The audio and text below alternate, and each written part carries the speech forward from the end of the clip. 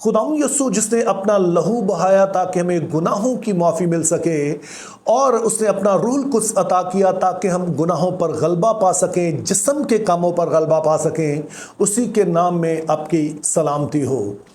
रूहुल Quds के कामों के हवाले से आज हमारी 7वीं एपिसोड है, और 6ठी एपिसोड यानी कि कल की वीडियो में हमने इस बात पर गौर किया कि गलतियों 5 बाब उसकी 19 से 21 आयत में मुक़द्दस पौलुस जिस्म के कामों की एक लिस्ट पेश करते हैं।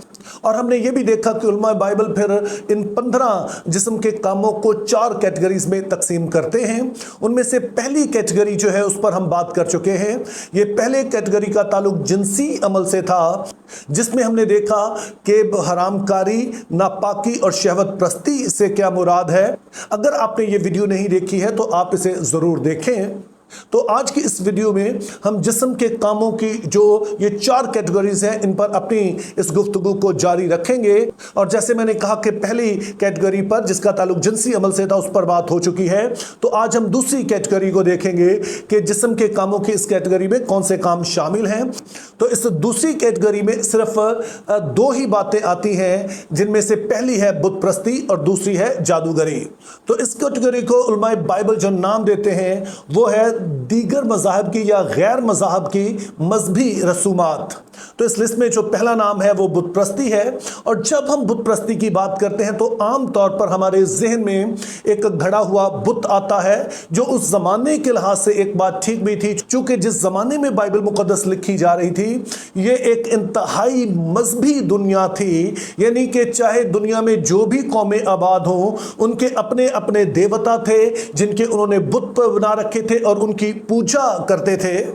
लेकिन बाइबल मुकद्दस सिर्फ एक तराशी हुई मूरत के सामने झुकने को बुत प्रस्ती नहीं कहती है, बल्कि इससे मुराद होती है कि अगर कोई भी और देवता, कोई भी और शख्स, कोई भी और चीज़ खुदा से ज़्यादा हमारी मोहब्बत और हमारे भरोसे का महवर बन जाती है तो उसे बाइबल मुकद्दस की ज़ुबान में बुत प्रस्ती कहा गया है। क्योंकि आप जानते हैं कि बाइबल मुकद्दस में जो सबसे बड़ा हुक्म है कि तू खुदावंद अपने खुदा से अपने सारे दिल, अपनी सारी जान, अपनी सारी अकल और ताकत से मोहब्बत रख, तो आमतौर पर हम गौर नहीं करते हैं। लेकिन आपने यहाँ समझना है कि मसीहत में या बाइबल मुकद्दस में खुदा की प्रस्तिश का मतलब सिर्फ चंद रसूमात अदा करना नहीं है, बल्कि जब हम ये रसूमात अदा भी करते हैं तो उस वक्त भी हमारा दिल, हमारा जहन, हमारे जज्बात, हमारा जिस्म, सभी कुछ उसकी मोहब्बत से लबरेज होना चाहिए।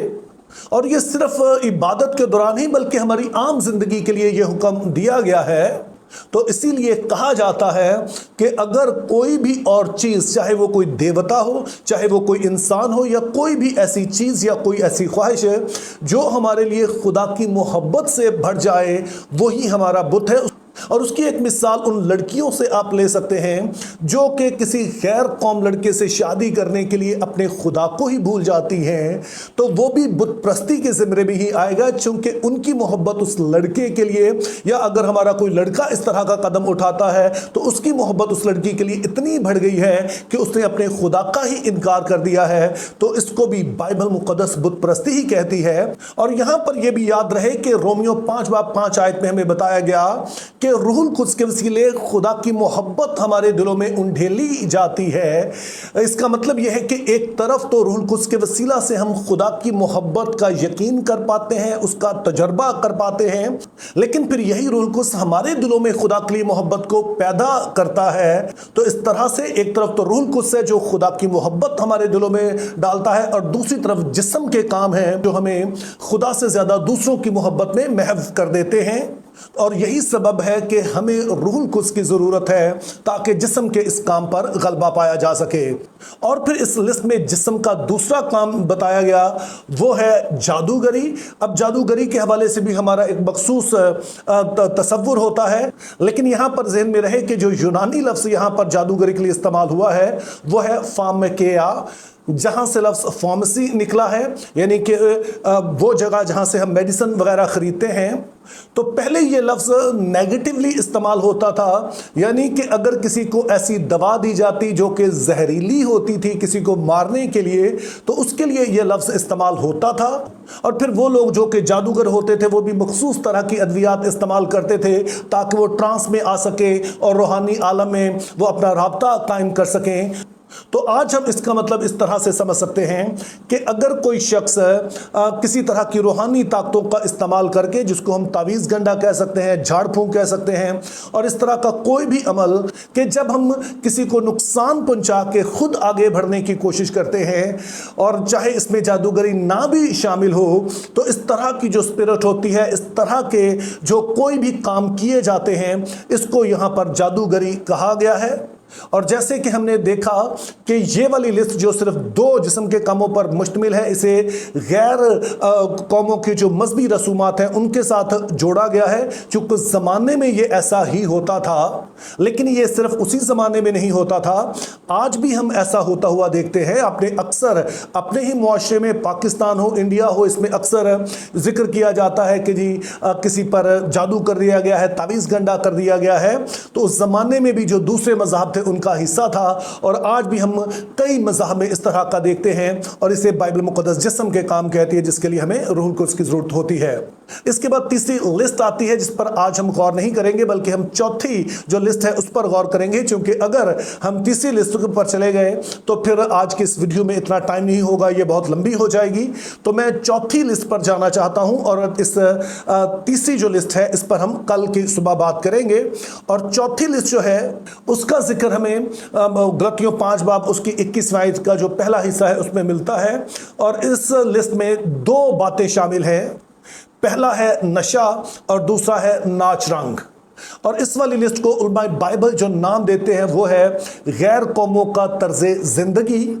अब आमतौर पर इस दोनों चीज़ों को अलग देखा जाता है, लेकिन उस ज़माने में होता ये था कि उनके जो देवता होते थे उनके लिए मुख्तलिफ तरह के जब जुलूस निकालते तो फिर इस जुलूस के साथ वो उस देवता के मंदिर में चले जाते, और वहाँ पर उस देवता की शान में फिर एक तरह की पार्टी होती थी जो उनके लिए इबादत होती थी। वो उसको इबादत कहते थे, लेकिन हमारी नज़र से देखा जाए तो वो ऐसे ही था जैसे कि आप कहेंगे जिसको सेक्स पार्टीज़ कहा जाता है, चूंकि वहां पर ना सिर्फ शराब का बेदरेग इस्तेमाल होता और तरह के नशा जात किए जाते, बल्कि उसके बाद फिर जिनसी अमल शुरू हो जाता, खुलेआम जिनसी अमल शुरू हो जाता।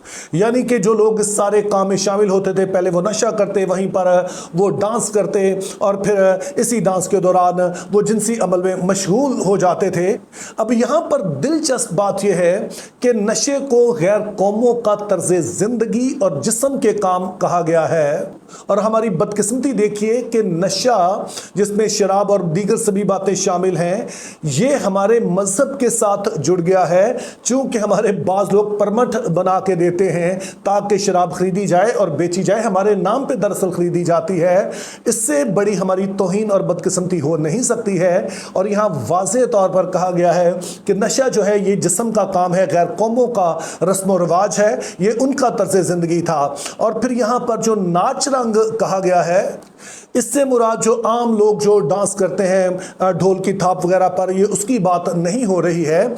आज के दौर में हम कहेंगे तो ये जैसे नाइट क्लब्स होते हैं, या फिर हमारे यहाँ पर पाकिस्तान में भी और दुनिया भर में ये जो सेक्स पार्टीज होती हैं, ये जो शराबो शबाब की महफिलें जमती हैं जहाँ मुजरे वगैरह ये सारा कुछ होता है, इन सभी बातों को जिस्म के काम कहा गया है। तो मेरे अजीज़ों, हमने आज की वीडियो में देखा कि 2 लिस्टें जो यहाँ पर बयान की गई हैं उनमें 2 आइटम्स हैं।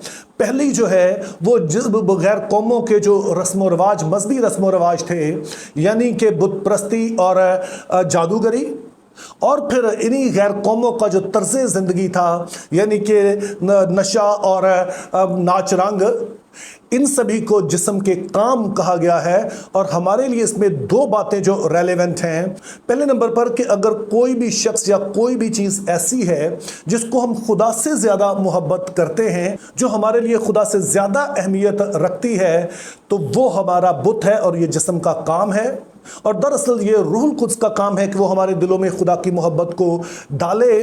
और अगर अभी भी ऐसा है कि हम खुदा से ज़्यादा दूसरी चीज़ों से मोहब्बत करते हैं तो फिर समझ लीजिए कि रूहुल कुद्स को हम मौका नहीं दे रहे हैं हमारी ज़िंदगी में उस तरह काम करे, और हमें ज़रूरत है कि हम ज़रूर उससे कहें कि वो हमारी ज़िंदगी में काम करे।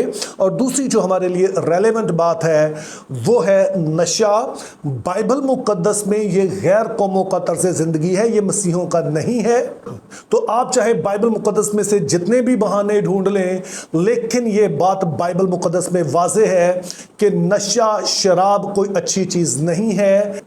बल्कि हम इफिसियों 5 में पढ़ते हैं कि शराब में मतवाले ना बनो, क्योंकि इससे बदचलनी वाक़ई होती है, बल्कि रूह से मामूर होते जाओ। तो यहाँ भी एक कंट्रास्ट दिया गया है कि रूह का काम हमें खुदा में मसरूर करना है, और जब हम खुदा में मसरूर होंगे तो फिर हमें किसी भी और चीज़ में मसरूर होने की ज़रूरत नहीं रहेगी। तो इस जिस्म के काम से निकलने के लिए भी हमें रूहुल कुद्स की ज़रूरत होगी। तो मेरी दुआ है कि खुदा हमें फजल दे कि हम जिस्म के कामों को पहचान सकें और फिर रूहुल कुद्स की कुदरत से इन सभी पर गलबा पा सकें, ताकि ज़्यादा से ज़्यादा हम मसीह की सूरत पर ढलते चले जाएं। Think biblically, live purposefully, have a very good day.